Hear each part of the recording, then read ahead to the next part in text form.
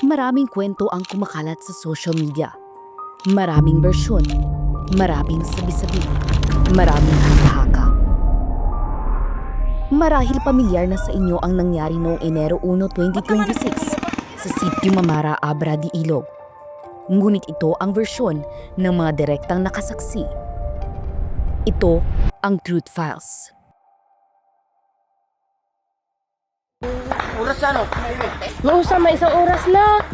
Napalitan ng putok. Sa unang araw ng taon, palitan ng putok ng baril ang sumalubong sa sitio Mamara. Ang engkwentro ay naganap sa pagitan ng New People's Army at 76th Infantry Battalion. Mga bandang mga alas 6 ng umaga po ang putukan. Yung putukan ay talagang mga bomba ay nakikita namin. Ngayon po lamang kami nakaranas ng gayong pangyayari. Ipinapakita rito ang gulo at takot na dala ng engkwentro na nakasira sa inaabangang bagong taon ng mga residente. Dahil ang nangyari na ito ay malaking apekto. Kalito. Nakakawa ang mga bata. Ang mga bata yung yan ay nakita mga aeroplano, mga putok ay katalang katawan. Sa takot. Kami po ay naipit sa labanan sa pagitan ng kasundaluhan at ng NPA. Sa pamamagitan ng pag-ipit sa amin ay naranasan po namin ang takot. Nabahala po kami at ang aming mga kabataan ay halos ay magkandamatay na. At sa pamamagitan din ng bilis ng pag-responde ng ating mahal na kapitan at ng ating punong bayan ay agaran din po namang na-imbakwit na pupunta dito sa National High School ang lahat ng katutubo na naipit ng labanan. Agad na nagsagawa ng evacuation ang Local Government Unit, 76 IV at Philippine National Police upang masiguro ang kaligtasan ng mga residente.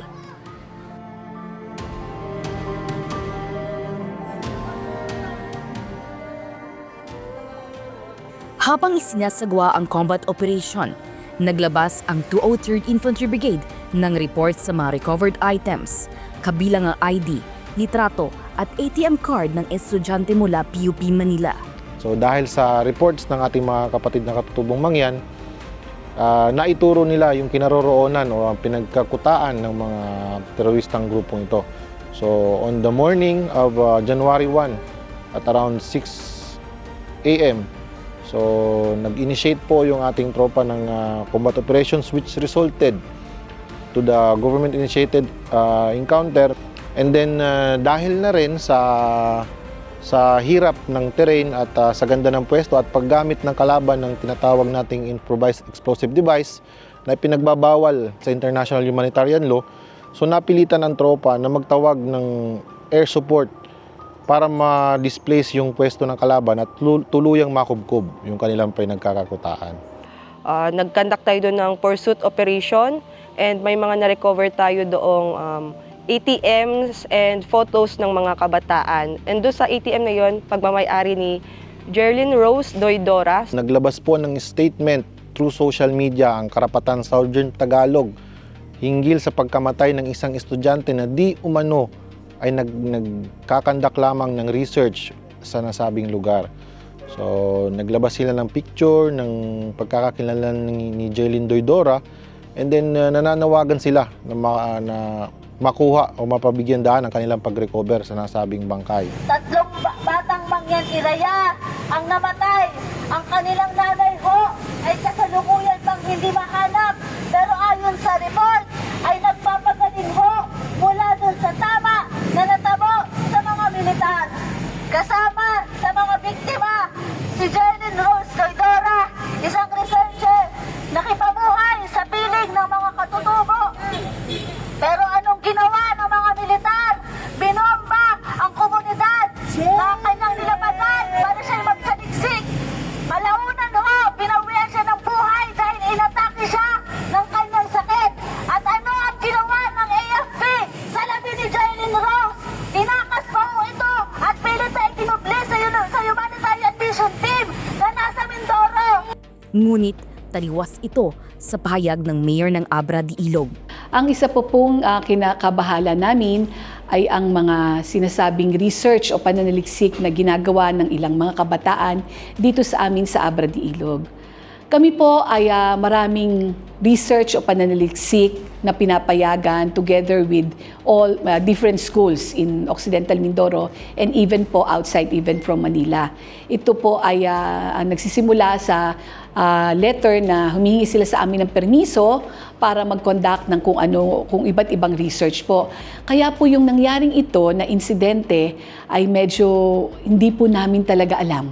Wala po kaming alam na pananaliksik na ginagawa in a holiday season. At hindi rin po namin alam na may mga kabataan na nananaliksik sa panahong iyon. Bilang ako ang nasa sa barangay at ako'y dito, bago umabot sa ibang kwan sa akin, nagre-report ng mga yan. Nag-report sa akin, kako may mga kayo baga, ay may mga nawala mga tao ninyo. Ang sabi naman sa akin, wala kahit isa. Oo, kaya yung mga kwan na yan ay baka yan ay paninira lamang. Ay hawag yan ay ang totoo yung sinasabi ko dahil ako mismo ang residente sa Barangay Kabakaw, walang nawawalang tao at walang namamatay. Ay wala rin naman nasugatan sa amin, awan ng Diyos. Kaya kami nagpapasalamat na hindi naman kalooban na mayroong mapinsala sa mga tao namin ng katutubo ng Iraya. Nang ma-recover ang ATM ni Jerlyn, agad na inimpormahan ang kanyang pamilya. Iniisip ko na hindi siya yun kasi hindi ko wala sa katiting ko, wala sa ano ko na makakarating yung batang yun dahil hindi siya naglalakad ng ganong kalayo. May sugat po yung paa niya. Hindi namin pinapalakad yun ng malalayo. Kumbaga iningatan din namin yun. Ayon sa 76 IV, na-recover ang katawan ni Jerlyn sa encounter site. Kinabukasan, pagkatapos ng engkwentro, January 2 at around 2 p.m. noong araw ng January 2, ang tropa ng 5th Scout Ranger Battalion ay naka-recover ng isang bangkay ng isang hindi pa kilalang babae that time. So, napag-alaman, after identification, na i-coordinate po ito sa ating SOCO, so nagkaroon sila ng crime scene investigation and then na-recover din po yung mga pagkakakilanlan ng tao. So, nakilala po yung bangkay, nakumpirma na siya ay si Jerlyn Doydora na taga Manila. Isa po siyang estudyante ng pamantasan ng lungsod ng Maynila. Isa lang si Jerlyn sa libu-libong kabataang nagiging biktima ng karahasan at panlilinlang ng CPP-NPA-NDF. Pare-pareho po ang nangyari sa amin. Ang pattern po ng recruitment ay pare-pareho. Niligawan ang anak namin para isali sa organisasyon, galitin ang puso sa gobyerno. Katulad na nangyari sa akin, ginalit ang puso hanggang sa nag-rally-rally. Sila yung pinapauna sa mga rally. Hanggang sa galit na ang puso, inakyat po. 16 years old na ni-recruit, 18 years old inakyat sa kabundukan. Pare-pareho po na anibersaryo ng CPP na December 26. At isasali sa mga immersyon. Ang paalam kay Ma'am Gina, immersion. Kay Ma'am Merlinda is camping. So, pare-pareho, iba-iba lang ng tawag. Ngunit same pattern na idadalhin sila sa kabundukan. Yung nandito po, larawan po kung paano natiterror grooming ang mga kabataan. Ang anak ko hanggang ngayon nasa kulungan. Hirap man dalawin dahil nasa agusan. Ang anak ni Ma'am, nasawi. Ang anak ni Ma'am, missing pa rin. At marami pa rin sa hands of our children ang nawawala 10 taon, 9 na taon, at maraming ina na nagkakaroon ng sakit ng depression. So ito yung mga biktima, kabataan, pamilya, na patuloy paulit-ulit na lang na binibiktima. Ang nais ko lang po makarating sa mga nataong nag-recruit po, sa mga nagre-recruit po, tigilan nyo na po yan. Maawa po kayo sa mga magulang, lalo na po na nagpapakahirap para kayo paaralin. Lalo na po ako na isang OFW na pinili namin mag-ibang bansa para tustusan namin yung pag-aaral ng mga anak. Huwag niyo pong sayangin yun. Huwag niyo pong pabayaan na nakawin lahat yung mga pangarap niyo.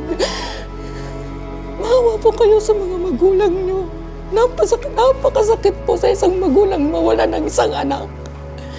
Ako, lalo na ako na OFW. Alam ko pag uuwi lang ako sa Pilipinas, gusto ko kayong mayakap. Gusto ko yung alam kong masaya akong uuwi. Pero bakit ngayon? Uuwi ako na bangkay ang anak ko. Hindi ko pa matatanggap yun. Napakasakay sa isang ina. Nagtiis kaming mawalay. Mawalay sa mga anak namin. Para lang ibigay namin yung pangangailangan mapag-aral. Tapos ganun lang niya kukunin yung buhay ng anak ko. Hindi ko po maisip na magagawa yan. Ang bawat kabataan, bawat pamilya ay karapat-dapat sa seguridad, kapayapaan at kinabukasan. Sa panahong mabilis ang impormasyon at madaling baluktutin ang mga kwento, may responsibilidad tayong alamin ang totoo. Hindi lahat ng kwento ay buo at hindi lahat ng viral ay totoo. Sa Kalinaw News, binibigyang halaga ang konteksto, ang mga detalye at ang boses ng mga taong direktang naapektuhan. Ito ang Truth Files.